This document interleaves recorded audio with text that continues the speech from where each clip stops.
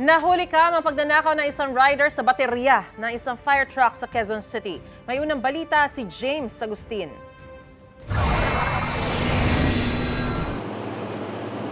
Nakaparada ang isang fire truck sa Apo Street sa Barangay Maharlika, Quezon City nang lapitan ito ng isang motorcycle rider. Wala pang isang minuto.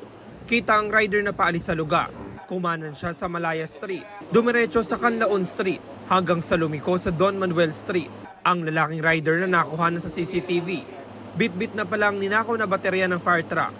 Laking gulat ng Quezon City Firefighters Volunteer Association Incorporated nang madiskubre ang pagnanakaw. Hanggang ngayon, hindi pa rin nila nagagamit ang naturang fire truck dahil wala itong baterya. Noong time na yun, parang may sunog and then nung gagamitin yung truck, nataka bakit hindi mag-start. Nung pag-check, yung battery nawawala na.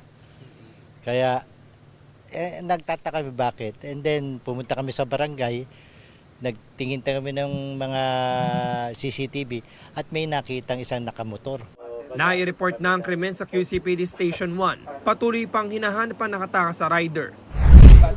Ilang araw bago ang insidente, nanakawan na rin ng baterya ang isa pang fire truck ng grupo. Nahuli noon ng mga taga-barangay ang lalaki na nakasakay sa tricycle. I-turn over siya sa pulisya at sinampa ng reklamong theft. Nakailang beses na rin po siya.